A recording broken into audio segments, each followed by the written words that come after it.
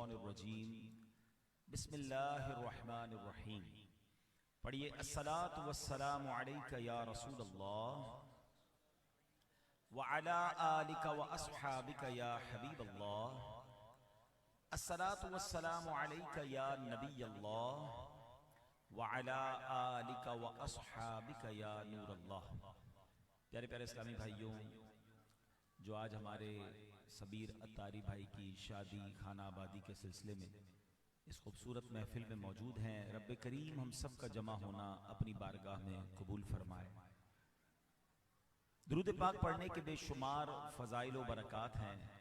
ایک بڑی کمال کی روایت حضرت وہب بن منبہ رحمۃ اللہ تعالی فرماتے ہیں کہ بنی اسرائیل میں ایک شخص تھا، اللہ پاک نے اس سے 200 سال کی زندگی عطا فرمائی. اتنی بڑی زندگی ملی، مگر بدقسمتی سے اس نے اپنی وہ لائف جو تھی وہ گناہوں میں گزاری، اللہ کی نافرمانی میں گزاری.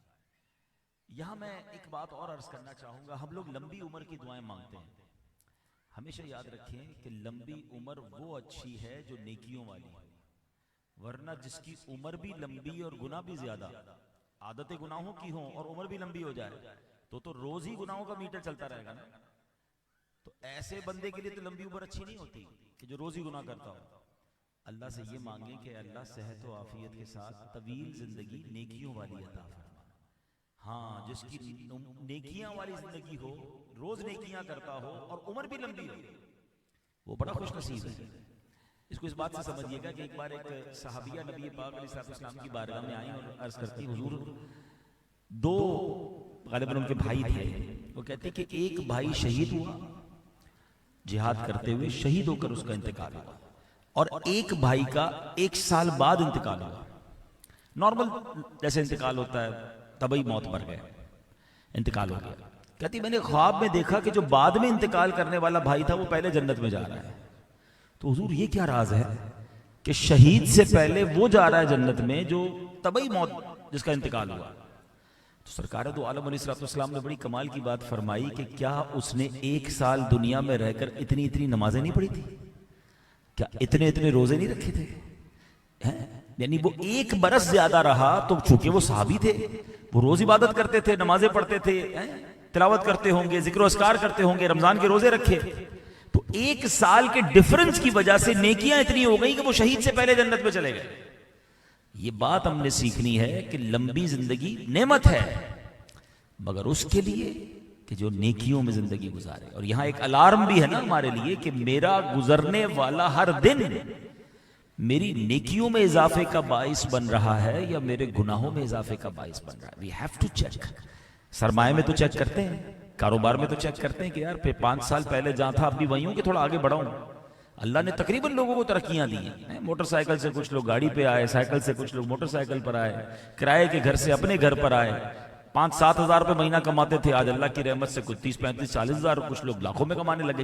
اللہ نے الحمدللہ بہت سارے لوگوں کو، اگر آپ شکر ادا کرنا ہو نا تو اپنی 15 سال پرانی زندگی سب دیکھ لیں تو بہت بہتری الحمدللہ آ گئی ہے. لیکن نیکیوں میں بہتری آئی ہے یا گناہوں میں بڑھوتری ہو رہی ہے؟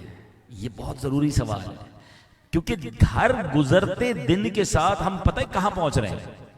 ہماری لائف بڑھتی جا رہی ہے. لوگ برتھ ڈے کی بڑی خوشیاں مناتے ہیں کہ جناب میرا 25واں برتھ ڈے ہے تو 30واں برتھ ڈے ہے تو 50واں برتھ ڈے.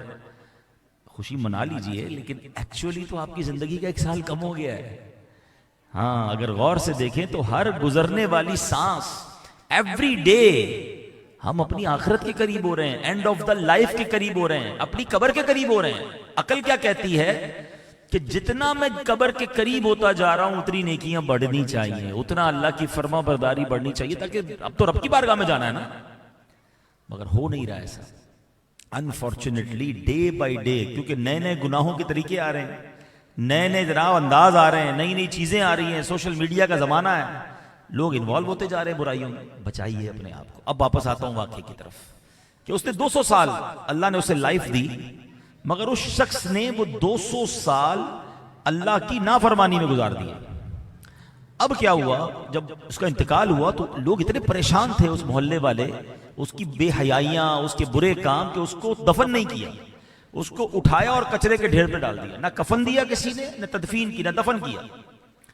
اللہ کریم نے حضرت موسیٰ علیہ السلام پر وحی بھیجی کہ اے موسیٰ آپ جائیے، میرے ایک بندے کا فلاں علاقے میں انتقال ہوا، اسے غسل دیجئے، اسے کفن پہنائیے، اس کی نماز جنازہ پڑھ کر اس کی تدفین کیجئے۔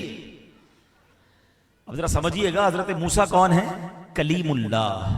کلیم اللہ کسی کو غسل دیں، کلیم اللہ کسی کا جنازہ پڑھیں اور اس کو دفن کریں تو وہ تو پکا جنتی ہو گیا نا۔ حضرت موسیٰ اللہ کا حکم تھا، آپ پہنچ گئے۔ جب آپ گئے تو علاقے والوں نے کہا آپ کس کا جنازہ پڑھنے آئے ہیں؟ وہ تو زمانے کا سب سے برا آدمی، 200 سال اللہ کی نافرمانی کی، اور آپ اس کا جنازہ پڑھنے آئے۔ حضرت موسیٰ نے پھر اللہ سے عرض کی، مولا آرڈر تیرا تھا، آ تو گیا ہوں، مگر بندہ تو ایسا ہے، علاقے والے تو یہ باتیں کر رہے ہیں۔ ارشاد ہوا کہ اے موسیٰ بات صحیح ہے، یہ بنی اسرائیل کے لوگ سچ کہہ رہے ہیں، یہ بندہ واقعی ایسا ہی تھا، اس کے 200 سال میری نافرمانی میں گزرے ہیں۔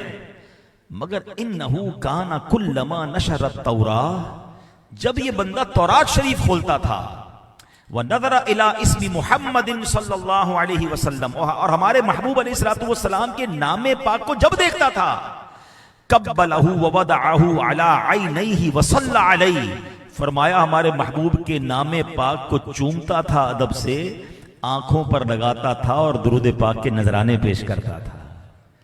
ہائے ہائے ہائے، 200 سال کے گناہ، 200 سال کی نافرمانیاں ایک طرف، اور محبوب پاک سے محبت کا انداز ایک طرف۔ فرمایا رب نے اے موسیٰ مجھے اس کی ادا پسند آئی ہے، اسی نیک عمل کی بخشش سے میں نے برکت سے اس کے سارے گناہ بخش دیے۔ وَزَوَّجْتُهُ 70 حورا، میں نے اس کا نکاح 70 حوروں کے ساتھ کر دیا ہے۔ اعمال نہ دیکھے یہ دیکھا، محبوب کے کوچے کا ہے گدا۔ اعمال نہ دیکھے یہ دیکھا، محبوب کے کوچے کا ہے گدا۔ مولا نے مجھے یوں بخش دیا، سبحان اللہ سبحان اللہ۔ اچھا اب یہاں اس واقعے سے بہت زبردست بات پتا چل رہی ہے کہ ادب، سرکار دو عالم علیہ السلام کا، نبیوں کا، اللہ کے نیک بندوں کا جو ادب ہے نا، وہ بڑی بڑی منزلیں طے کروا دیتا ہے۔ کہتے ہیں نا با ادب با نصیب، بے ادب بد نصیب۔ جو بے ادب ہوتا ہے نا اس کے پھر بھاگ نہیں جاتے، وہ بربادی ہوتا ہے۔ ہم ماشاءاللہ یہ رجب کا مہینہ ہے، کل رات خواجہ غریب نواز کا عرس تھا۔ خواجہ صاحب کی زندگی کے ٹرننگ پوائنٹ آپ کو پتہ ہے؟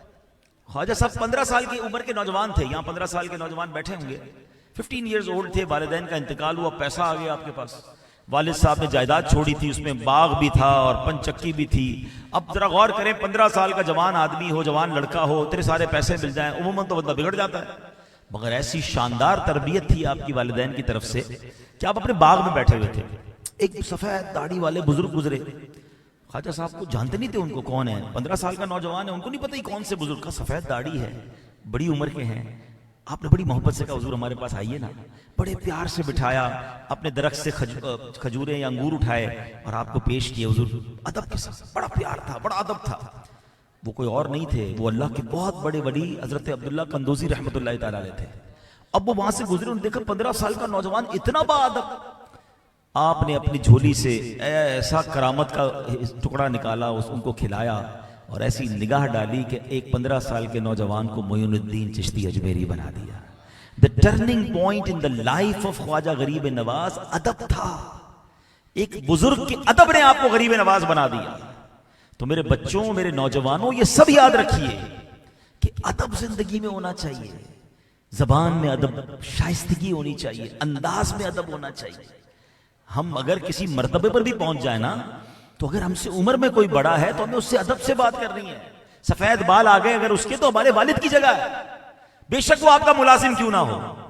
ہاں لوگ پیسے والے ہو جاتے ہیں، نوجوان، اللہ پاک بعض اوقات کچھ نوجوانوں کو مال دے دیتا ہے، کچھ نوجوان بڑے مشہور ہو جاتے ہیں، ٹون ہی چینج ہو جاتی ہے، انداز ہی بدل جاتا ہے۔ نہیں، آپ جتنا بھی اوپر پہنچ جائیں، اگر بزرگ ہے کوئی، عمر میں بڑا ہے، چاہے غریب ہے، چاہے ٹھیلا لگاتا ہے، ہم بعض اوقات مزدوروں کو دیکھ رہے ہوتے ہیں، اگر ان کے بال سفید ہیں، ہم سے عمر میں بڑے، ٹاک کوائٹلی، محبت کے ساتھ، پیار کے ساتھ پیش آنا ہے، ادب، کیونکہ ہمیں نہیں پتا اللہ کی بارگاہ میں اس کا مرتبہ کیا ہے۔ غریب نواز کو تو نہیں پتا تھا یہ سفید داڑھی والے کون ہیں، ادب کیا نا، کدھر پہنچ گئے۔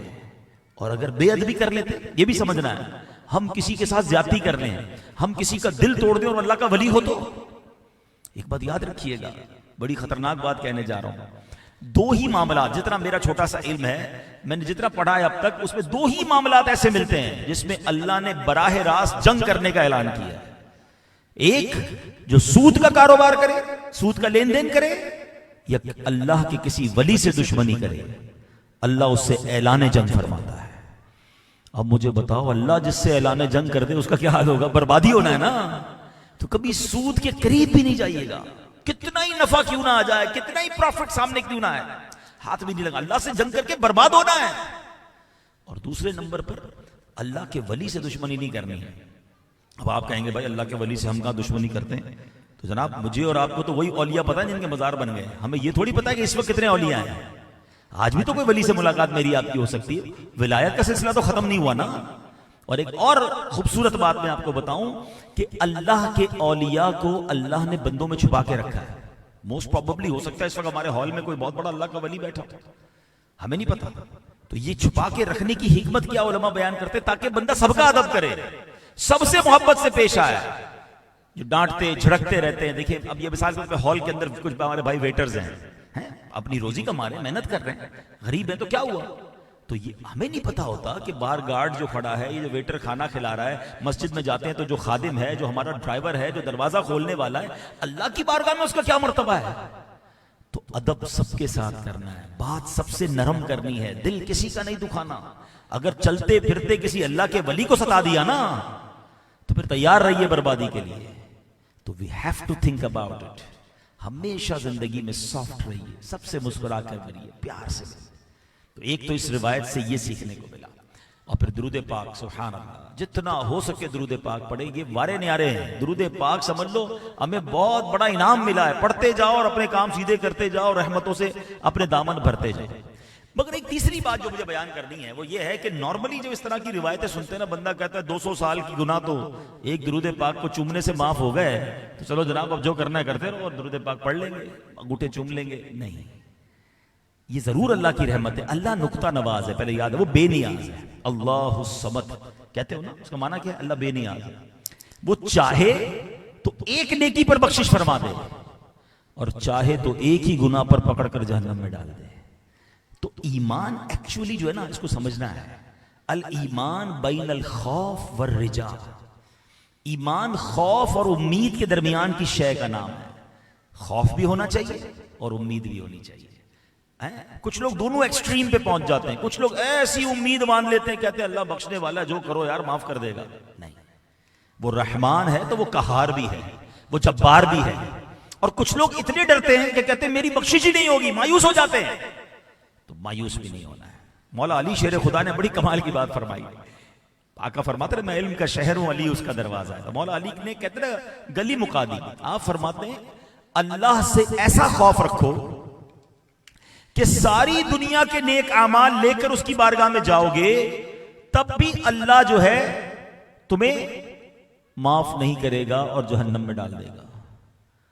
اور اللہ سے ایسی امید رکھو کہ ساری دنیا کے گناہ لے کر تم ہی اکیلے جاؤ گے نا، تب بھی اللہ تمہیں معاف کر کے جنت میں ڈال دے گا. وہ کریم ہے. ہم دے سیٹسفائی نہیں ہونا ہے. ہوتا کیا ہے کہ ہم نمازیں پڑھ لیں، روزے رکھ لیں، او جناب ساڑی تو بخشش پکی ہو گئی.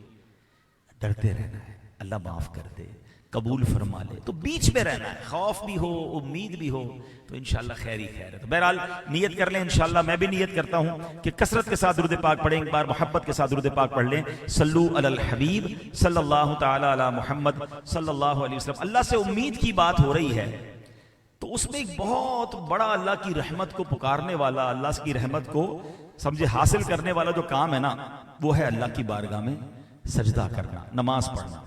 اب ذرا غور سے سنیے گا، بڑی خوبصورت بات ہے. ایک شخص نے جس کے ساتھ بہت پریشانیاں تھیں، ڈیفیکلٹیاں، جو کام کرتا الٹا ہو جاتا، جو پرابلم ہوتی، کام سیدھا ہوتا ہی نہیں تھا، بڑا پریشان. ایک اللہ کے نیک بندے کے پاس آیا، حضور پریشان ہو گیا ہوں، کوئی کام سیدھا نہیں ہو رہا، جس کام میں ہاتھ ڈالتا ہوں الٹا ہو جاتا. ہو سکتا ہے اس وقت بھی مجھے کوئی ایسا بھائی سن رہا ہو، یہ لائیو جا رہا ہے بیان، یہ آپ سب کے لیے مدنی پھول ہے. کمال کا جواب دیا. تو آپ نے کہا بیٹے ذرا مہر دیکھیے، اسٹیمپ آپ نے بھی دیکھی ہوگی، اسٹیمپ لگتی ہے. تو کہا ہاں دیکھیے. تو فرمایا کہ مہر پر لکھائی کیسی ہوتی ہے؟ کہتا الٹی لکھی ہوتی ہے. کبھی آپ اسٹیمپ کو دیکھیں گے تو جو نام یا جو بھی چیز ہوگی الٹی لکھی ہوئی ہوگی. اور فرمایا سیدھی کیسے ہوتی ہے پھر؟ فرمایا حضور جب وہ مہر کاغذ پر لگتی ہے تو الفاظ سیدھے ہو جاتے ہیں. لکھی کون سی ہوتی ہے؟ الٹی. کاغذ پر جب لگتی ہے تو کیا ہو جاتا ہے؟ سیدھی ہو جاتی ہے. تیرے کام الٹے ہیں نا سارے. اب سنو کیا جواب دیا. فرماتے جس طرح مہر اسٹیمپ اپنا ماتھا کاغذ پر ٹیکتی ہے تو وہ سیدھی ہو جاتی ہے، اگر تو بھی وضو کر کے مسجد میں جا کر اپنی رب کی بارگاہ میں اپنی ماتھا ٹیک دے، سجدہ کر لے، اپنی پیشانی کو جھکا لے، تیری زندگی کے الٹے کام جو ہے وہ سیدھے ہونا شروع ہو جائے. تو مسئلہ یہ ہے کہ ہم سب کرتے ہیں مگر رب کے پاس نہیں جاتے. کہتے ہیں نا ملتا ہے کیا نماز میں، سجدے میں جا کر دیکھ. اللہ سے بات تو کرو نا، اللہ کی بارگاہ میں حاضر تو ہو جائیں، پھر دیکھیں انشاءاللہ مشکلیں کیسے آسان ہوتی ہیں. آج میں آپ کو انشاءاللہ قرآن مجید فرقان حمید کی ایک بڑی خوبصورت آیت اور اس کے تحت چند مدنی پھول جس سے انشاءاللہ سرکار دو عالم صلی اللہ علیہ وسلم کی جو شان ہے وہ مزید ہمیں سیکھنے کو ملے گی. ویسے تو اللہ کریم نے اپنے حبیب کو کیسا شاندار بنایا ہے، اللہ اکبر. جتنا بیان کریں اور جتنا جانیں تو عقل حیران ہو جاتی ہے. پارہ نمبر 30 ہے سورہ ضحیٰ، آیت نمبر ہے 8. اللہ فرماتا ہے وَوَجَدَكَ عَائِلًا فَأَغْنَىٰ. فرمایا اور اس نے تمہیں حاجت مند پایا تو غنی کر دیا. اب اس کی بہت خوبصورت ڈیٹیل ہے. علماء نے اس آیت کو بہت الگ الگ انداز میں بیان کیا ہے. علماء کرام کی کیا شان ہے. اچھا، اس آیت کی تفسیر یہ ہے کہ اللہ پاک نے جب نبی پاک کو حاجت مند پایا، ایک تفسیر وہ یہ ہے کہ جب نبی پاک کو حاجت مند پایا، مال کی ضرورت تھی، تو حضرت خدیجہ رضی اللہ تعالیٰ عنہ کے مال، پھر حضرت ابوبکر صدیق رضی اللہ تعالیٰ عنہ کے مال، اور پھر سیدنا عثمان غنی رضی اللہ تعالیٰ عنہ کے مال سے سبحان اللہ نبی پاک کو غنی کر دیا. تو یہ تین عظیم ہستیاں وہ ہیں کہ جن کو نبی پاک علیہ السلام پر اپنا مال خرچ کرنے کی سعادت ملی ہے. ان کی قسمت پر ہماری جان قربان. کیا خوبصورت بات لکھتے ہیں اعلیٰ حضرت امام اہل سنت، جانو دل تیرے قدم پر وارے، جانو دل تیرے قدم پر وارے، کیا نصیبیں ہیں تیرے یاروں کے، صدق و عدل و کرم و ہمت میں، چار سو شہرے ہیں ان چاروں کے. اچھا، ایک تو یہ تفسیر ہوگی. ایک سبحان اللہ اس کی بہت خوبصورت تصویر وہ یہ ہے، تفسیر یہ ہے کہ اے پیارے محبوب علیہ السلام، اللہ پاک نے آپ کو حاجت مند پایا تو قناعت کی دولت سے غنی فرما دیا، یعنی آپ کو قناعت عطا فرما دی. اور معلوم ہوا کہ حقیقی طور پر مالدار وہ ہے کہ جسے اللہ پاک نے قناعت کی دولت سے نوازا. What is the meaning of قناعت؟ اللہ نے جو دیا اس پر بندہ راضی رہے. تو یہ نصیب والوں کو ملتی ہے. آج کل پرابلم یہ ہے کہ جو نہیں ہے اسی کی ٹینشن ہے، جو ہے اس پر کوئی انجوائے نہیں کر رہا، کوئی شکر نہیں کر رہا، کوئی راضی نظر نہیں آ رہا. آپ یقین کریں آپ کے اور میرے پاس جو ہے نا وہ کروڑوں کے پاس نہیں ہے. آپ جس بھی کنڈیشن میں دعوے کے ساتھ کہہ سکتا ہوں.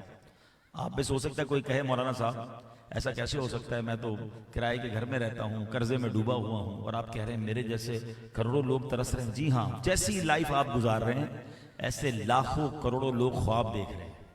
کیسے؟ ہم سب اس ہال میں پیدل آئے ہیں، اپنے پیروں پہ چل کے آئے ہیں، کئیوں کے پیر ہی نہیں ہیں. آپ مجھے دیکھ رہے ہیں، میں آپ کو دیکھ رہا ہوں. ہمارے پاس آنکھیں ہیں نا، کئیوں کے پاس آنکھیں نہیں ہیں. تقریباً میں دیکھ رہا ہوں سب نے کچھ نہ کچھ گرم کپڑے پہنے ہیں، سردی کی رات ہے نا. گھر پہ جائیں گے تو بستر بھی انشاءاللہ امید ہے کسی کے پاس کمبل اور کوئی نہ کوئی چادر ہے. مگر آج بھی کئی لوگ ہوں گے جو اس سردی میں بھی روڈ پر سوئیں گے. شکر کا مقام نہیں ہے. میرا موضوع یہ نہیں ہے، ورنہ میں 1 گھنٹے تک بات کر سکتا ہوں اس موضوع پر کہ اللہ نے مجھے اور آپ کو کیا دیا ہے جو لوگوں کے پاس نہیں ہے. ہم ساری زندگی سجدے میں رہے نا، تب بھی شکر ادا نہیں کر سکتے. ارے قیمت ہی نہیں ہے نا. ساری دنیا کی دولت ایک طرف، آنکھ کی نعمت ہے، زبان کی نعمت، کان کی نعمت، پیر، دل، گردے سلامت.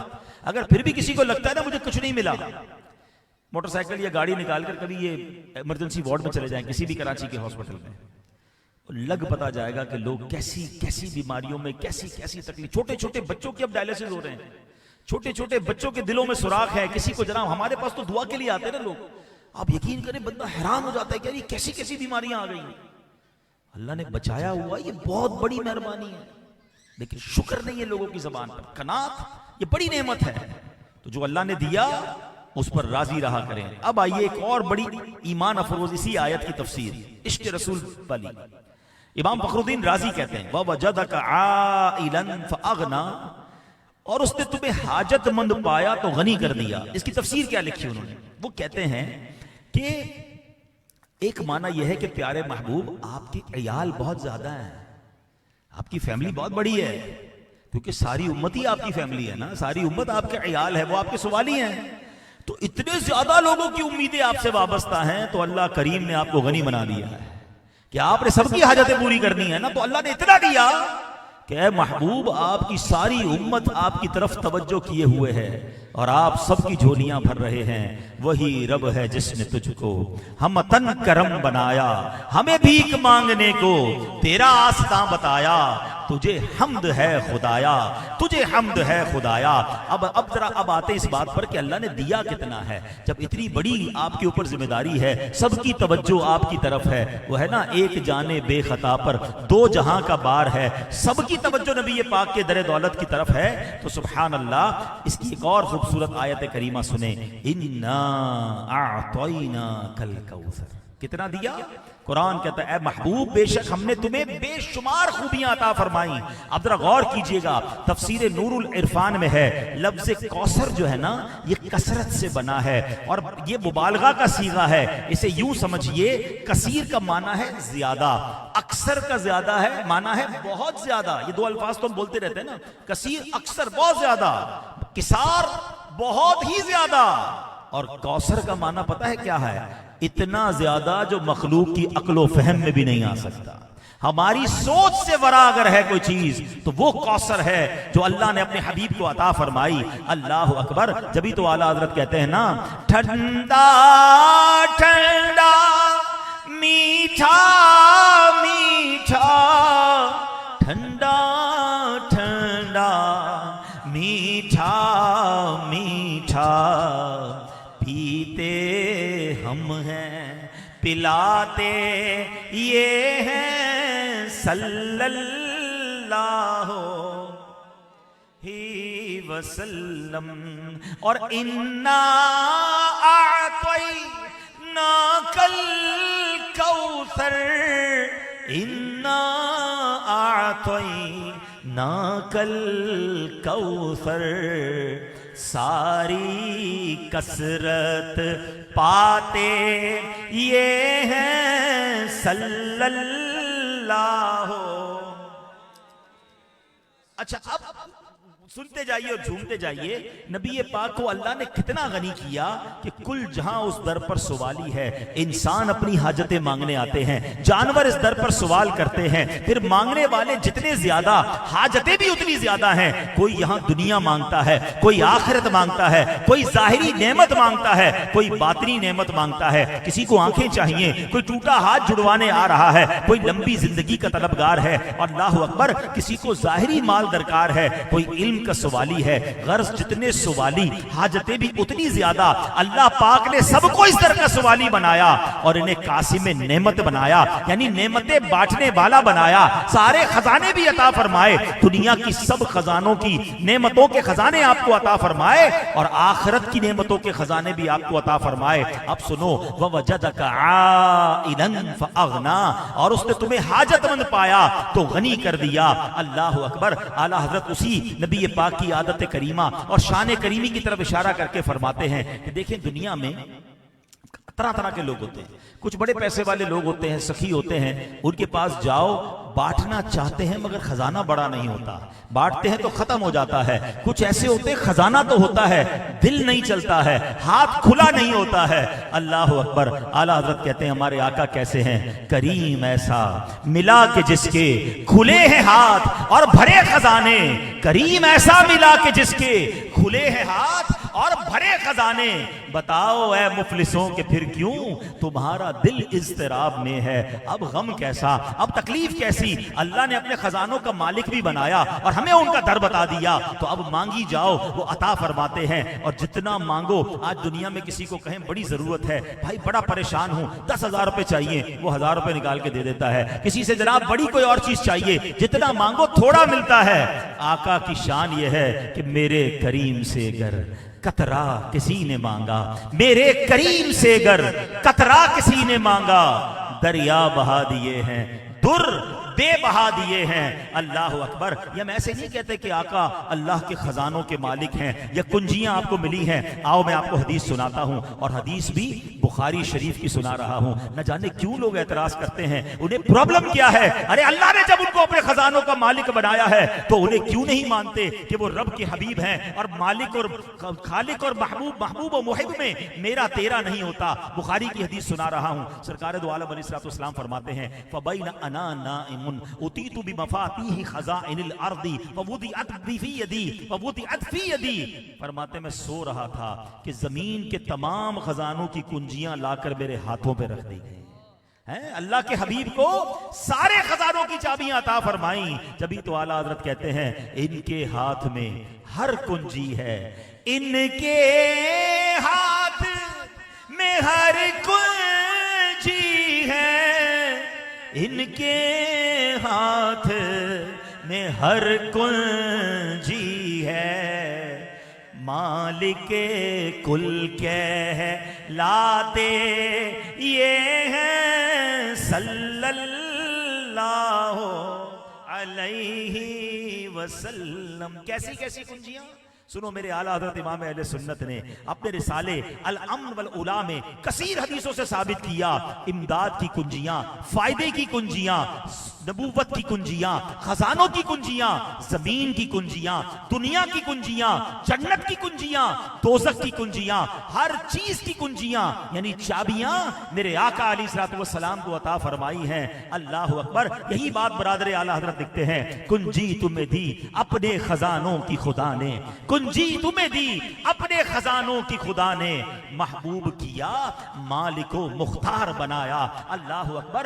आज दुनिया में भी ऐसा होता है कि जनाब कोई बहुत बड़ी शख्सियत हो, वो अपने किसी प्यारे अपने किसी करीबी को बहुत सारे पावर्स दे देता है, सिग्नेचर की सलाहियतें दे देता है, पावर ऑफ अटॉर्नी दे देता है कि मेरी जगह तुम ये काम कर लेना। तो नॉर्मल सी बात है, कोई नहीं कहता कि जनाब उस बंदे को हम मालिक मानते हैं। हम भी यही कहते हैं अल्लाह मालिक है, वो खालिक है, सब कुछ उसका है। मगर उसने अपने हबीब को अगर इख्तियारात दिए हैं तो इससे किसी को प्रॉब्लम क्या है? वो अल्लाह के हबीब हैं, वो जिसे चाहे अपना रब अज़्ज़ व जल इख्तियार अता फरमाए। तो उसने अपने हबीब को इख्तियार दिया है। अब सुनो इख्तियार कैसा दिया और सहाबा ने अपनी आंखों से कैसे कैसे नजारे देखे। बुखारी शरीफ, फिर बुखारी शरीफ की बात करते हैं। ये हुआ क्या? हजरत अनस बिन मालिक कहते हैं कि एक बार मेरे सौतेले वालिद हजरत अबू तलहा रज़ियल्लाहु तआला अन्हु घर आए। घर आकर कहते हैं अम्मी जान मुझे महसूस हो रहा है कि नबी पाक को कुछ भूख लग रही है। प्यारे आका के पास बड़े फाके हुआ करते थे। आज हमें तरह तरह के खाने मिलते हैं मगर हम अपने नबी पाक के उन फाकों को भूल जाते, फिर भी शिकवे करते हैं। हाय फिर खंदाए बेजा मेरे लब पर आया, हाय फिर भूल गया रातों का रोना तेरा। सुनिए वो कहते हैं हुजूर, अम्मी जान को कहते हैं कि अपनी जोजा को कहते हैं कि मुझे लग रहा है कि प्यारे आका को कुछ भूख है, खाने की हाजत है। तो उम्मे सुलैम रज़ियल्लाहु तआला ने कुछ जौ की रोटियां कपड़े में लपेटी और हजरत अनस कहते हैं मेरी बगल में दबा दी और कहा नबी पाक को जाओ और उनकी खिदमत में पेश कर दो। कहते हैं मस्जिद पहुंचा, देखा बहुत मस्जिद भरी हुई है, सहाबाए किराम बैठे हुए हैं। अच्छा, इससे पहले कि मैं कुछ अर्ज करता, गैब बताने वाले नबी, फिर बुखारी की हदीस से याद रखना, जो हो चुका है जो होगा हुजूर जानते हैं। सुनिए मेरे आका क्या क्या जानते हैं। हजरत अनस कहते हैं मैं गया तो नबी पाक को मैं कुछ अर्ज करता, आका खुद फरमा रहे हैं तुम्हें अबू तलहा ने भेजा है? कहते जी हाँ। फरमाया खाना देकर भेजा है? ये भी नबी पाक को मालूम था। कहते जी खाना देकर भेजा है। नबी पाक फरमाते चलो सारे साहबा को, चलो सब चलते हैं अबू तलहा के घर पे। हजरत अनस कहते वो दौड़ के मैं घर गया, अम्मी हुजूर वो तो पूरी सबको ही लेकर आ रहे हैं, आपकी तो चंद जौ की रोटियां हैं। तो साहबियात का ईमान देखे, कह रहे हैं जो आ रहे हैं वही इंतजाम करेंगे, हमें क्या टेंशन है? अगर वो साहबा को ला रहे तो इंतजाम भी उन्होंने करना है। नबी पाक घर आए, सुभान अल्लाह। अब क्या हुआ? आप आकर कहते हैं जो है मेरे पास ले आओ। थोड़ी सी रोटियां थी, आपने पेश कर दिया इसको चूरा करो। तो उसको चूरा किया गया। आपने फरमाया थोड़ा सा घी डाल दो, उस पर घी डाल दिया गया। ठीक है, ये सहाबा और नबी पाक की खुराक होती थी। तरह तरह के खाने खाने वालों, सादगी, नबी पाक का अंदाज देखें। आका अलैहिस्सलाम ने फिर क्या फरमाया? कुछ पढ़ा आपने? फरमाया 10-10 साहबा आते जाए। 10 साहबा आए, खाना खाकर चले गए, दूसरे 10 आए चले गए। कहते इस तरह करते करते अल्लाह अकबर 80 साहबा ने खाना खाया, खाना वैसे का वैसे ही मौजूद है। और फिर नबी पाक ने खुद भी तनावल फरमाया, सब अहले खाना ने भी खाया, खाना वैसे का वैसे ही बाकी था। मालिके कौनैन हैं, गो पास कुछ रखते नहीं। मालिके कौनैन हैं, गो पास कुछ रखते नहीं। दो जहां की नेमतें हैं, ان کے خالی ہاتھوں میں. ارے کیا کیا اللہ نے عطا فرمایا اور کیسے کیسے معجزات ہیں. ایک بار کیا ہوا, حدیبیہ کا موقع ہے. حدیبیہ کو ذرا سمجھیے گا, 1500 صحابہ ہیں, مکے جانا ہے. سفر کے دوران راستے میں قیام ہے. صحابہ آئے کہ حضور پانی نہیں ہے, پینے کے لیے بھی نہیں ہے, وضو کے لیے بھی نہیں ہے, ہم بھی پیاسے, جانور بھی پیاسے. 1500 صحابہ اور جانور, کتنا پانی چاہیے؟ پیارے آقا علیہ الصلوۃ والسلام نے فرمایا ایسا کرو جتنا پانی کسی برتن میں جمع کرو. صحابی کہتے ہیں ہم نے سارا اپنا پانی نکالو تو ایک برتن میں تھوڑا سا ہی پانی جمع ہوا. نبی پاک کی بارگاہ میں لے گئے. آپ نے حضرت موسیٰ کا یہ معجزہ سنا ہوگا کہ حضرت موسیٰ نے اپنا عصا زمین پر مارا تو وہاں سے 12 چشمے جاری ہوئے. علماء کہتے ہیں کمال کا معجزہ ہے, مگر پتھر سے پانی نکلنا, زمین سے پانی نکلنا, پہاڑوں سے پانی نکلنا, یہ obvious ہے, ہم دیکھتے ہیں, نظر آتا ہے, یہ پاسبل ہے. آپ بھی تو بورنگ کر کے نکال لیتے ہو نا. ٹھیک ہے, معجزہ یہ تھا کہ عصا سے نکل آیا, مگر نبی پاک کا جو یہ معجزہ تھا نا حدیبیہ کے موقع پر, آقا نے اس برتن میں اپنا ہاتھ ڈال دیا. صحابی کہتے ہیں 5 انگلیوں سے پانی کے فوارے جاری ہو گئے. اور کتنا پانی, ٹرائی ٹو امیجن, 10 لوگوں, اگر 10 لوگوں نے پانی پینا اور وضو کرنا ہو نا تو کئی بالٹیاں چاہیے ہیں. کبھی گھر کے 3 افراد کو نہانا ہو تو کتنا پانی چاہیے ہوتا ہے؟ 1500 صحابہ اور جناب ان کے جانور. صحابی کہتے ہیں سب صحابہ نے پانی پیا, وضو کیا, جانوروں نے پانی پیا, اپنے برتن بھر لیے اور انگلیوں سے فوارے جاری ہیں. اللہ اکبر. حضرت جابر سے پوچھا گیا افراد کتنے تھے؟ کہتے ہیں کن 15 مئتا, ہم اس دن 1500 تھے. آپ نے مزید فرمایا لو کن 100 الف لکفانا, کہتے ہیں ایسا جوش تھا 5 انگلیوں میں, اب اگر 1 لاکھ ہوتے تو پانی ہم سب کو کافی ہو جاتا.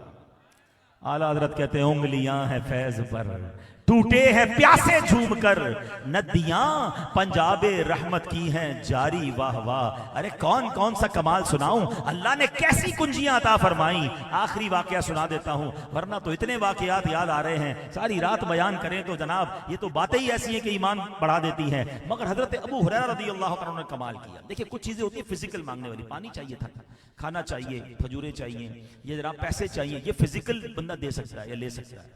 حضرت ابو ہریرہ رضی اللہ عنہ کہتے ہیں حضور میں جب بھی مجھے کچھ یاد نہیں رہتا, مجھے حافظہ میرا کمزور ہے, میں چاہتا ہوں میری یادداشت مضبوط ہو جائے.